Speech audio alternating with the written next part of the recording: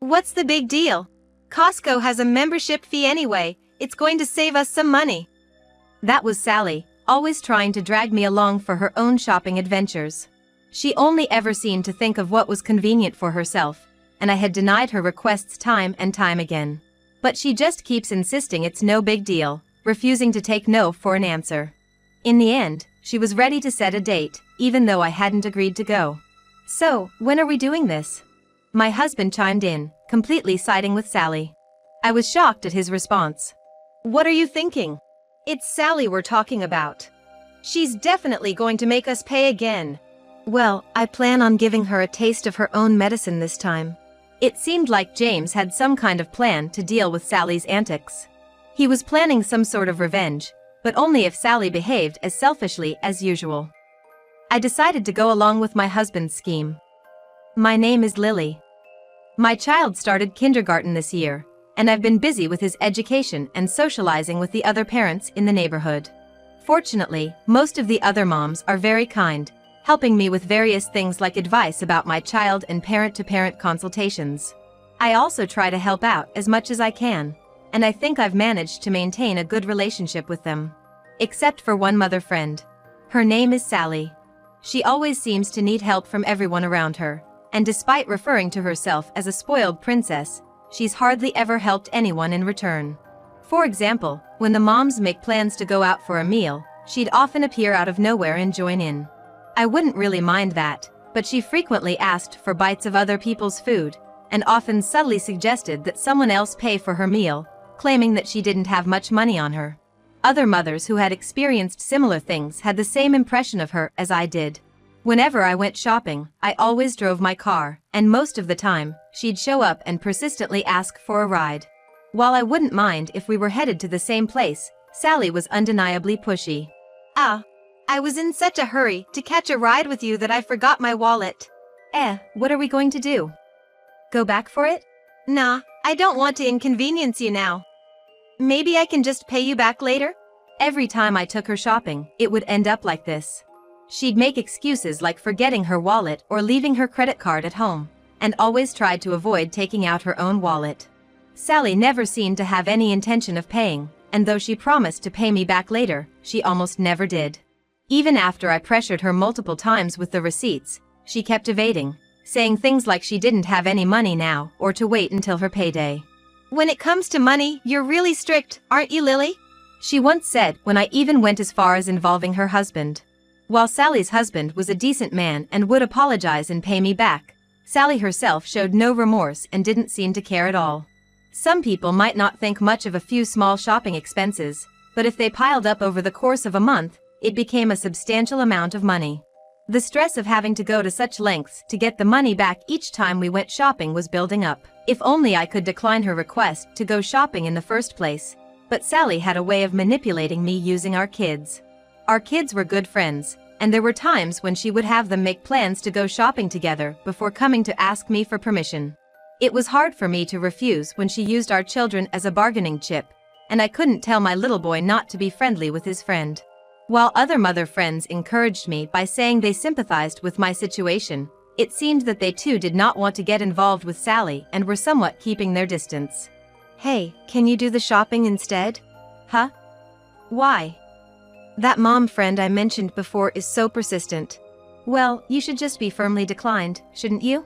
I finally confided in my husband about it, but he didn't take it seriously since he didn't know Sally's character.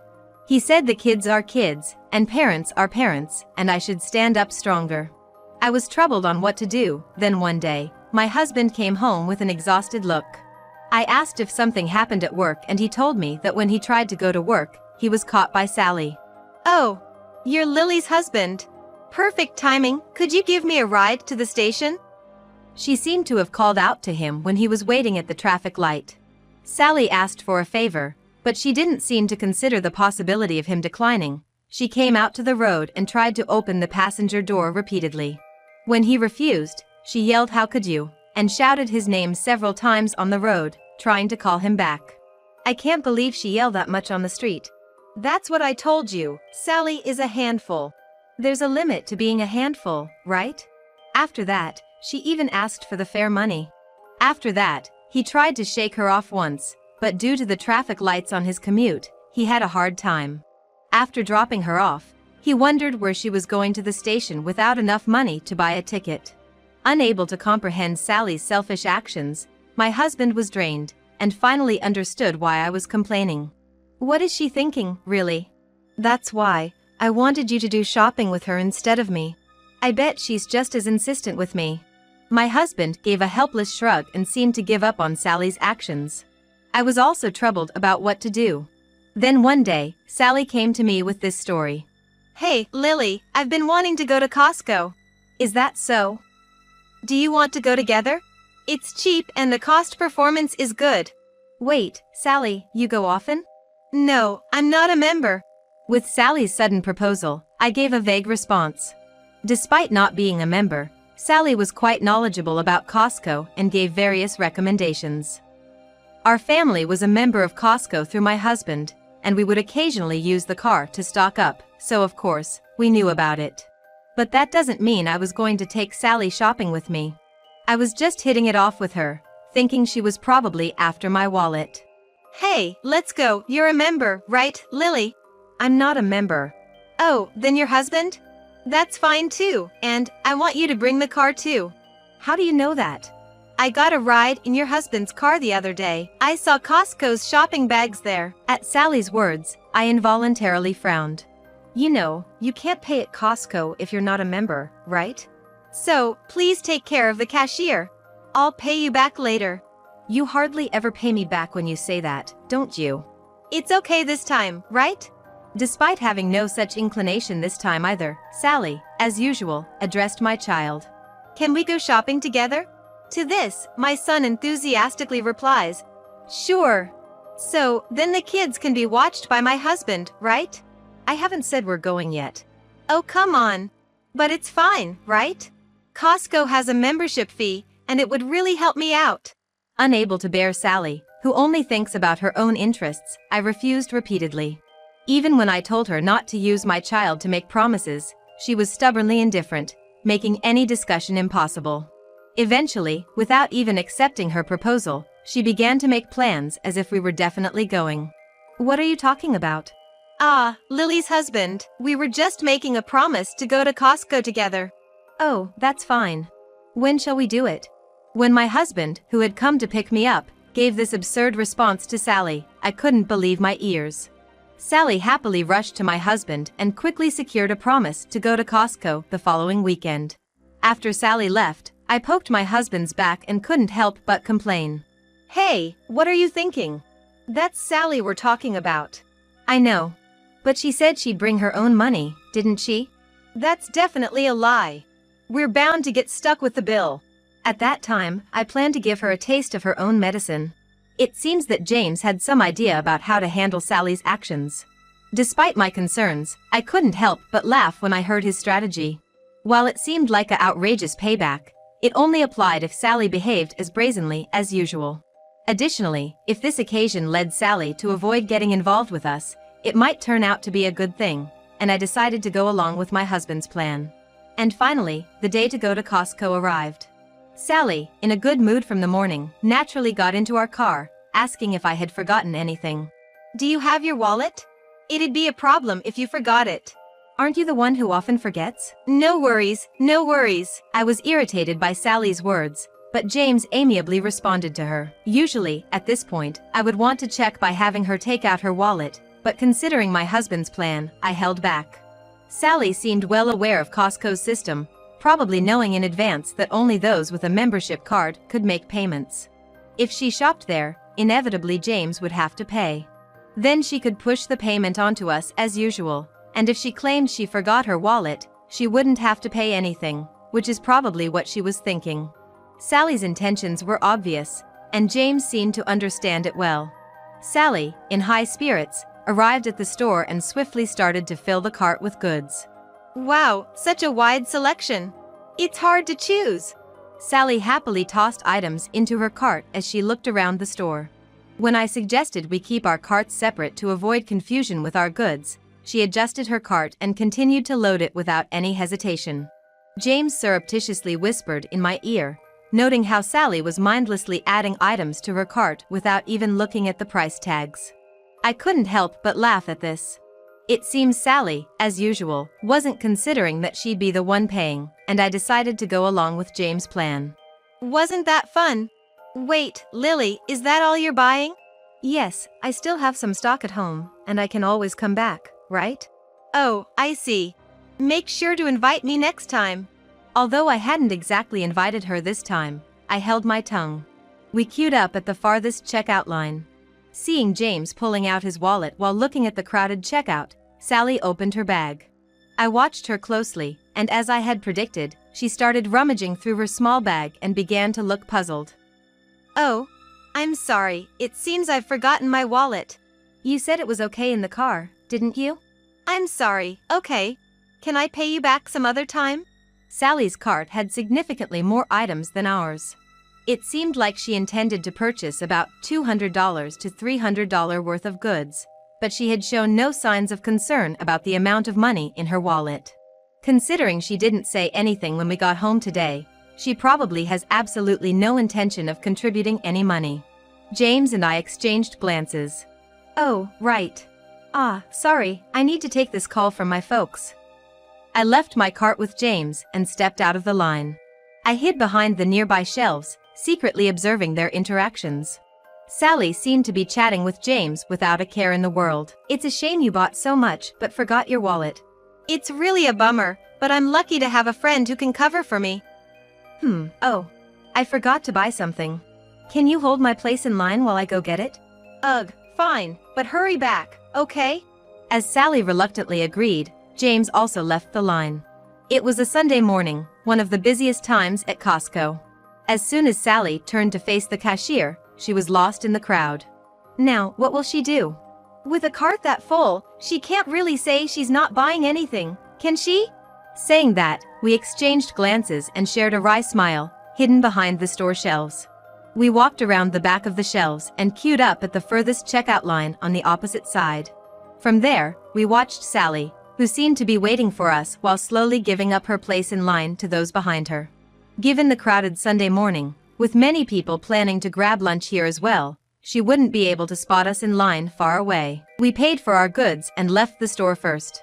We got into the car and waited for a while. When I checked my phone to reveal the prank, there was a message from Sally. Hey, still not back. Come on, don't keep me waiting like this. I can't believe she could stand in line that long without her wallet. Why don't we just tell her the truth and ask her to come back to the car? Sounds good to me. Apparently, she was still waiting diligently, which made us all chuckle. I wondered what she was planning to do after putting all that stuff into the cart and then realizing that we didn't have enough money to pay for it all. With that thought, we told her we already finished up paying and went back to the car. As expected, an outraged call came in from Sally. Hey, wait a minute. What are you thinking? I'm not done shopping yet. If you don't have your wallet, you can't shop in the first place. Come on back now. Don't make it impossible for me. Stop joking around, come back quickly and pay for this. We're not paying. You have any idea how much money you've made us spend until now? This argument continued for a while, and no matter what we said, Sally insisted that I brought her, so I should pay. In the end, she even threatened to not go back home unless I paid, which made my husband James even more fed up than I was. Well, if she doesn't want to come back, there's nothing we can do, James said, and he started the car. When I asked how she'll get home, James just said, "She'll be fine. I bet she'll just force someone to give her a ride if it comes down to it." James said this with a laugh. Apparently, he was still holding a grudge about the time Sally had forced him to drive her to the station. I kept communicating with Sally, even telling her that we would leave her behind if she didn't come back, but she wouldn't listen. Maybe it was harsh to leave her behind, but with the way things were going, I didn't know what else to do. Knowing her, she'll figure something out, I thought as we left the store. The next day, Sally managed to get home by herself, taking the bus. My husband, laughing about how she did have a wallet after all, was met with a furious Sally storming into our house. You left me stranded at the store. That was so mean. Well, it's your fault for going shopping without bringing any money. So, you just left me? That's the worst. You could have just paid for me. Do you even realize how much you've been mooching off us? You're always like this, Lily. You're always so stingy. She brought up her self-centered arguments, yelling endlessly about how she was unhappy that I didn't spend my money. She even demanded compensation for her emotional distress, making a scene at the entrance of our house. What's going on here, with all the shouting? Oh, Catherine! Listen to this, Lily was terrible. Passing by was Catherine. Catherine is a chatterbox and a mom friend who loves to talk, and Sally gave a smirky smile the moment she saw her. She must have wanted to spread the word about how awful I was through Catherine. Lily promised to take me shopping, and then she left me. Oh, you mean you pressured her into making a promise, right? No, it's not like that. Lily said she'd take me. There's no way she'd invite someone who's always forgetting her wallet and relying on others to pay for her. But, so, you threw a tantrum trying to get her to pay for you again, and then she left you? That's what you get. Catherine pointed out the truth of the matter contrary to the story Sally was trying to spread, and Sally was left speechless. I had anticipated that Sally might spread some rumors, so I had already discussed yesterday's events with Catherine under the pretense of consultation. On the flip side, Sally, who was lectured by Catherine, left with a bright red face. Catherine, while encouraging me saying it was a tough break, seemed a little amused. I'm sure she'll be telling others about what Sally has done from here on out. After that, Sally couldn't even correct the truth, and thanks to Catherine, her misdeeds quickly spread throughout the neighborhood. Sally tried to make some allies, but she seemed to be spreading unnecessary rumors herself, and it seemed like no one would help her. On the contrary, many people told her she got what she deserved and started to distance themselves from her even more. All of this is your fault. Although I thought I might have gone too far leaving her behind, Sally kept blaming me as usual. After a while, it seems she was severely scolded by her husband, and now she starts to run away as soon as she sees me. Since the people who were fed up with Sally's actions started to praise me for doing a good job, I'd like to think this issue is settled. Because of Sally's constant annoyance, I was distanced from many people, but now, this incident has brought us closer. We started going shopping together, but of course, we each pay for our own things and have built a balanced, good relationship of give and take.